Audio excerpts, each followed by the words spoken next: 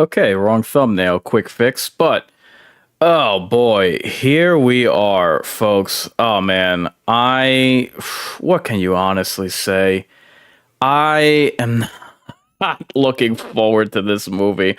I will. It's one of those movies where I'm only watching it for the channel, for the live. But my God, everything that I'm hearing, like, mind you, I try to actively avoid watching like clips of movies when they come out, just because I know I'm going to be doing these. I want to go into it fresh. I don't want anything spoiled, and we all know that, spoilers are a problem nowadays. But man, you can't avoid it. I'm just scrolling through YouTube trying to watch anything and everything else. Like, I was curious as to, for instance, I'll get to my preview shortly, but I was perusing, for instance, what people are thinking about when it comes to Resident Evil Requiem, and man, the thumbnails that I'm seeing for Scream 7. And again, I'm not looking at any of them. I'm not looking at anyone's reviews, but man. So let's get to it. First off, I mean, my God, how many times do I really need to say it? Nothing from the trailers for this movie have enticed me to go to watch it. Nothing has given me any semblance of confidence that we're in for something good here. Straight off the bat, as far as what's new in the franchise, what's new that we have to look forward to, Sidney's got a husband. Bruh.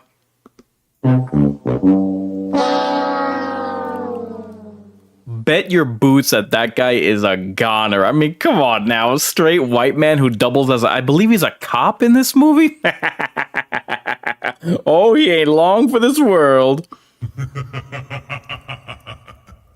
Bruh, if Deputy Doofy was also a cop, and by the time this trilogy's handlers got a hold of him, they brought him back just to give him a dirt nap. Dude. And, like, honestly, keep in mind, after all, Sidney's got a daughter now. So, we gotta represent the sisterhood above all else, right? That crawl space scene that we're seeing in the trailer, I mean, I'm sure that they ripped that off from another horror film. Wasn't that a scene in Olympus Has Fallen with Gerard Butler? I love how this time we're supposed to believe like Ghostface is he's out for blood. Like, oh man, this time he's up to his old tricks. Yet like somehow it's gonna be different. Yo, bro, we're like 7 movies in. This time it's personal, Sidney. Like, come on, man. Like they're trying so hard to get you to believe that now this ituration of Ghostface is something to be taken seriously. Come on, man.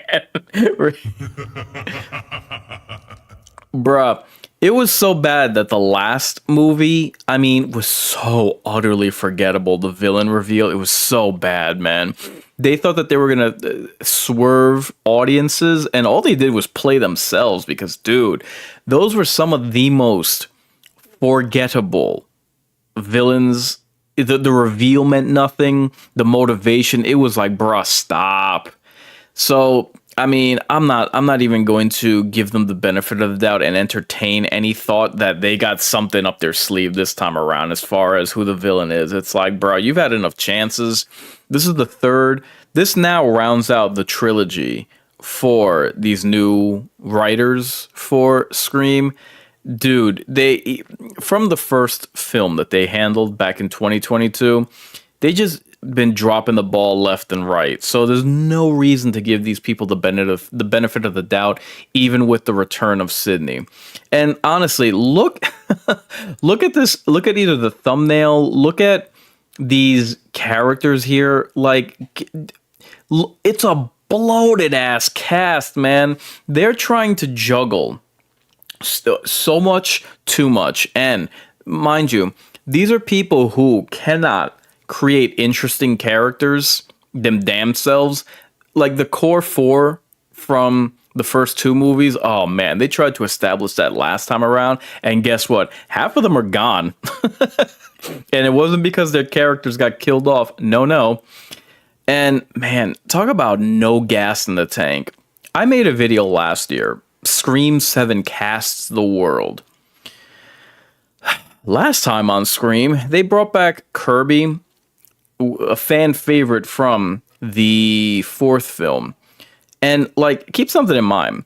I have to believe that they only brought her back to character assassinate her because the writers had no idea how to use the first ever fan favorite that any of these sequels have ever given. So now they'll just happily bump her off to thin out the herd.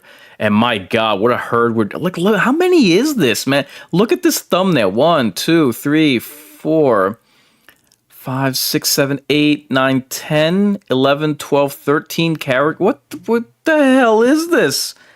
I do not believe that they're going to be able to give anybody an arc, anybody anything interesting to do. It's all going to be bland humor, jump scares. They're probably going to go for gore. Like, man,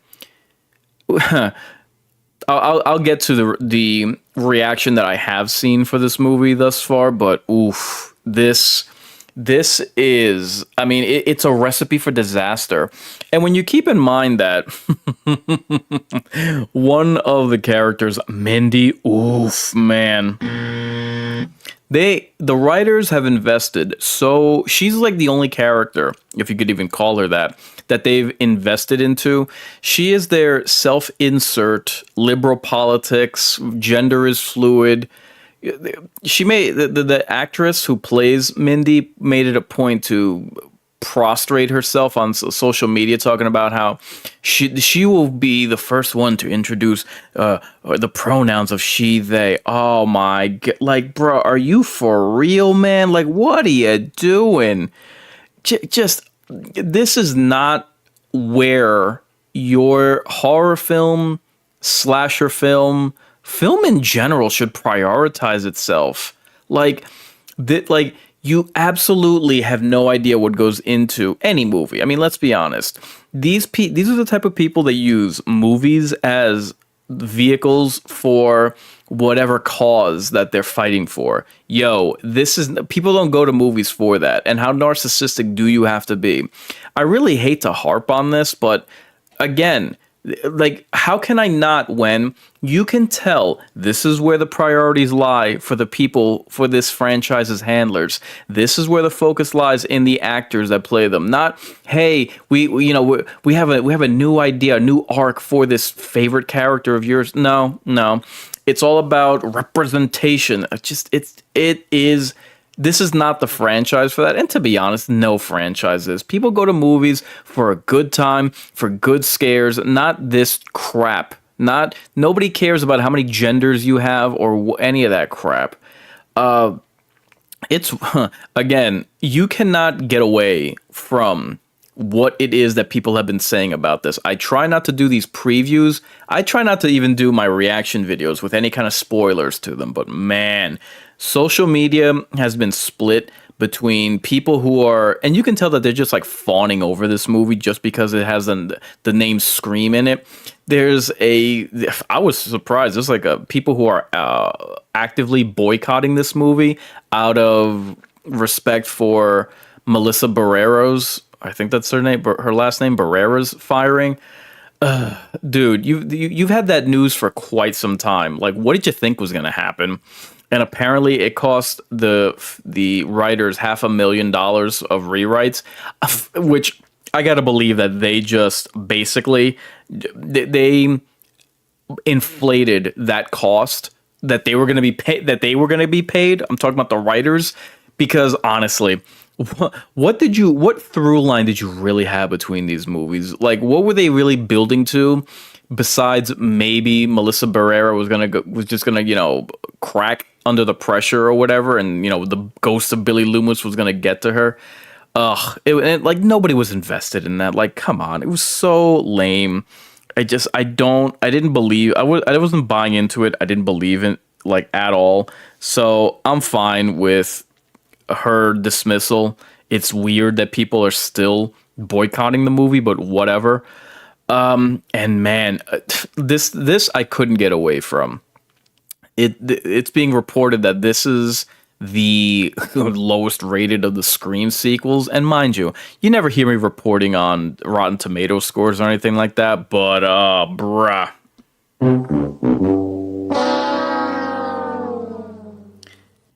It has now, oh my god, it has now, Scream 7 has now dethroned Scream 3 for the lowest rating of any of the sequels. Oof. Jesus. Yeah, man, it's just, oof. This sequel needed to come out swinging, and the only the only impact it's gonna make is the thud if it bombs. Oh, baby. And I don't feel bad for them. Like, I'm sorry to say that. Like, I'm such a fan of the original and the only good sequel with Scream 4. But, I mean, these handlers did it to themselves. And keep in mind, they had 3 years. They've had 3 years since the last sequel. I don't think that they have anything original to tell. They, like, they'll talk all day long about how big of fans they are, but like at the same time, you really have to be the type of fan that you realize when you don't have anything to contribute, but they'll do it for the paycheck. And I mean, I'm expecting more bombastic kills to compensate for a lacking plot or at least a lackluster narrative. Everyone is talking about that ending, so I don't when I do my reaction videos, I try not to do spoilers, but like I forgot to mention this, but in addition to bringing back Kirby the last go around, the video that I did last year, Scream 7 casts the world, they're bringing back almost all of the like original killers. Skeet Ulrich from the first one, who played Billy Loomis. They're bringing back Stu Macher. What does it say about this series that they've been trying to bring back Stu since the first sequel? Dude, talk about tapped out of ideas. My God. They're bringing back, and again, this is no spoiler because they themselves revealed this. They're bringing back Sidney's brother somehow in from the killer who from the third film, her cousin from the fourth film. It's like, dude, you know you're out of ideas. I cannot imagine. Well, I say that I can't imagine anyone defending this movie, but considering the reaction that even I got over social media, man, people will defend anything, which is such a sad indictment. Like, I can assure you, nothing here is worth defending because the writers did not take the fans into account. And my God, 3 movies in, and I'm talking about the 3 movies that the new Scream handlers have been taking on since Scream 2022. This is now their 3rd movie. Only now people are talking about how this movie is insulting to the fans. And I'm thinking that they mean in more ways than one. Bruh, considering that Scream 2022 and Scream 6 actively spoke about toxic fandom, you people are only now getting with the program that these movies hate your guts. Like, they used to provide a commentary on horror films in general, and now they're acting like they have been used as this franchise has been used as a platform to attack its own fans, and only now people noticed. 3 movies in, better late than never. I've been calling it since the first of these, when Scream 5 debuted. Anyway, look, I'm not turning on this microphone. I'm not doing these PreCaution movie previews trying to crap all over this film, but I do have to call it how I see it. There is nothing left. Not with these handlers, not with their obnoxious Zoomer ideologies or they're shoving their politics into this crap. I mean, and the fact that these movies, and I've been saying it for 4 years now, the fact that these movies objectively and abjectly hate its own fans, bruh, for the amount of respect that I have for Wes Craven as well as Neve Campbell and the first film and the fourth and the fourth entry, I mean, it's really unfortunate how. And this movie had a $50 million budget. Like, damn, man, can't you hire talent? Like, isn't that enough to be able to, with 3 years of time, be able to make something quality? But to take a risk, man, roll the dice, something. But they'd rather just focus on safe bets. So anyway, it is with no pleasure that I have to call this film and its handlers out, but this is just where we are, man. And I do hope that many of you feel the same way. Believe me, I'm sorry that you do. But then again, I didn't land this franchise in the unenviable position that it finds itself. So I always do my movie preview, my Scream 7 precaution. I do that right before I head out to the theater. Movie's going to start in 20 minutes. I will be back with my Scream 7 reaction video, my aftershock. So I do hope that you'll join me for that. And in the meantime, I did a Tale of Two series yesterday comparing Scream 7 with Resident Evil 9. I will invite you to take a gander at, and if that sounds like a strange comparison to make, not just between two horror properties, but between a movie sequel and a horror sequel from a video game, I highly recommend that you take a look at it, just because you'd be interested to find that Scream and Resident Evil as a whole have more in common than you might think. Anyway, I'm out to the theater. I've been Incarnate reminding you, I ain't just a big deal, I'm the real deal. If you're resigned to your fate, time to subscribe to your fears. Warn your friends. Warn everyone.